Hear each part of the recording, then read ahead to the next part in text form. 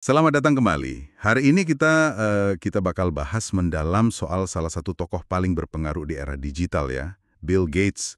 Kita pakai sumber wawancara panjang dia di Jay Shetty Podcast. Betul sekali, wawancara yang cukup personal itu ya. Ya, fokus kita ke perjalanannya nih. Mulai dari obsesi awalnya di Microsoft, terus pandangannya soal kekayaan yang bikin mikir, sampai akhirnya ke filantropi besar-besaran itu. Oke. Tujuannya sih, ya, menemukan butir-butir pelajaran penting dari pengalaman dia buat Anda semua. Ya. Dan yang menarik memang gimana semua itu saling terkait. Ambisi mudanya, hubungan dia terutama sama orang tuanya, bahkan momen kehilangan, itu semua kayaknya ikut membentuk pandangan unik dia soal sukses dan tanggung jawabnya gitu. Bener, pergulatan dia dengan ekspektasi, persaingan, dan makna kekayaan itu sendiri. Mari kita mulai dari awal aja. Silakan. Gates kan nyebut dirinya monomaniak soal Microsoft waktu muda. Kerja. Demi visi, komputer di setiap meja. Ide yang dulu, ya ampun, dianggap remeh banget kan? Iya, dianggap gila malah mungkin. Buat dia, kedengarannya bukan pengorbanan, tapi passion.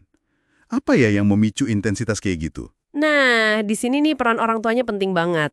Ibunya kan punya ekspektasi tinggi, dorong dia buat aktif sosial, dan menanamkan nilai penting kalau sukses, ia wajib memberi kembali.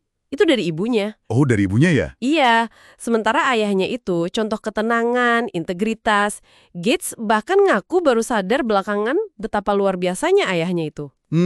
Setelah nemu surat-surat lama ya? Betul. Jadi ada kombinasi dorongan dan stabilitas dari kedua orang tuanya. Kayaknya itu sangat membentuk dia di awal. Menarik. Ada juga cerita dia dianggap beda dari kecil. Gurunya sampai bingung. Hahaha, iya. Terus pengalaman terapi waktu muda, itu kan jarang banget ya zaman dulu ya. Ternyata bantu banget. Iya, itu poin menarik. Terapisnya menyadarkan dia kalau ngelawan orang tua itu ya buang-buang energi. Gimana tuh? Momen itu bisa mengubah dia. Terapis itu bantu dia lihat kalau orang tuanya tuh sebenarnya dukung dia, cuma mungkin caranya beda. Nah, kesadaran ini, kata Gates, bantu dia alihin energi negatifnya ke hal yang lebih positif, lebih konstruktif. Pelajaran penting soal memahami perspektif orang lain ya, bahkan orang tua sendiri. Tepat. Oke, lanjut. Visinya soal komputer akhirnya terwujud kan? Nah, ngomongin visi, hubungannya sama Steve Jobs juga unik ya? Oh iya, kompleks. Gimana Gates melihat persaingan, tapi juga kekagumannya sama Jobs? Dia lihat itu sebagai hubungan yang gimana ya, spesial.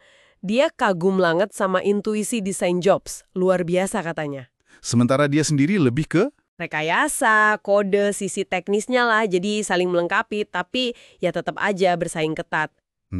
Mereka bahkan sempat diskusi dan agak kecewa gitu, kenapa komputer belum bisa merevolusi pendidikan kayak yang mereka bayangkan. Oh, jadi ada saling menghargai kejeniusan masing-masing ya, walau beda jalur. Kurang lebih begitu. Nah, dari bangun raksasa teknologi kita pindah ke soal uang nih. Ini agak radikal ya pandangannya. Iya sih. Dia kan secara terbuka mempertanyakan legitimasi punya ratusan miliar dolar. Dia bilang kekayaan segitu tuh hampir nggak sah, kecuali Dikembalikan dengan cerdas. iya, dikembalikan dengan cerdas. Gimana dia mendamaikan sukses kapitalisnya dengan pandangan ini? Ini inti pergeseran filosofisnya sih kayaknya. Buat dia, kekayaan ekstrim itu ya tanggung jawabnya ekstrim juga. Bukan buat bangun dinasti. Dia jelas banget nolak warisin semua ke anak. Katanya itu bukan bantuan. Wah, Pengaruh ibunya soal memberi kembali tadi kuat banget di sini.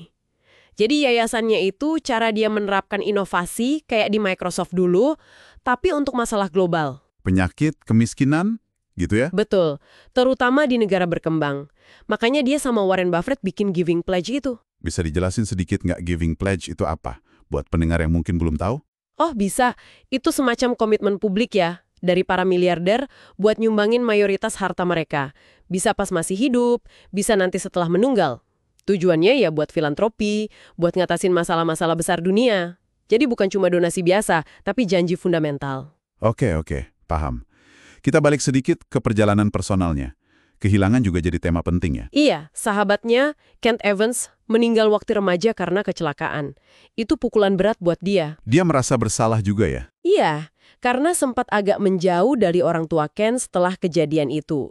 Terus kematian Paul Allen, rekan pendiri Microsoft, juga bikin dia makin merenung. Merenungkan apa tuh? Pentingnya persahabatan, hubungan personal di tengah semua kesuksesan itu.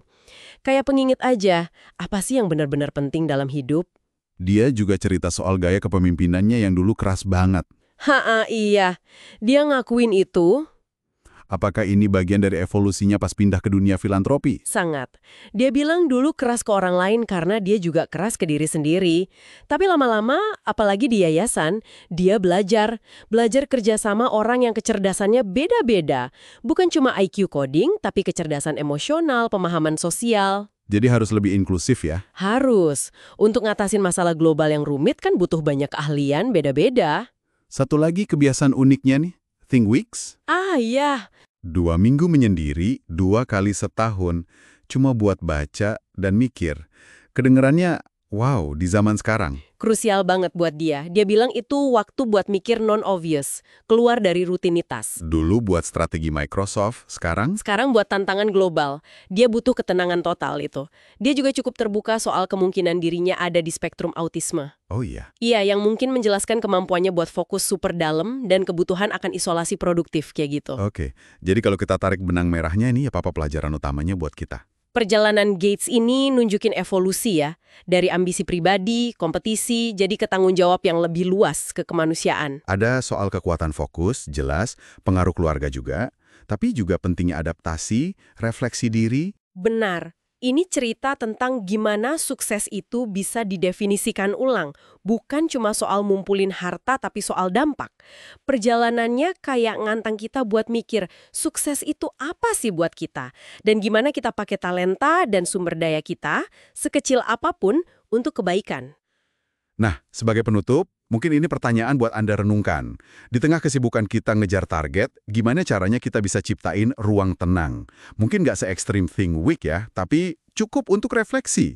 Refleksi soal arah hidup kita, dan kontribusi apa yang mau kita kasih ke dunia sekitar kita. Pertanyaan bagus itu. Sampai jumpa di penelusuran kita berikutnya.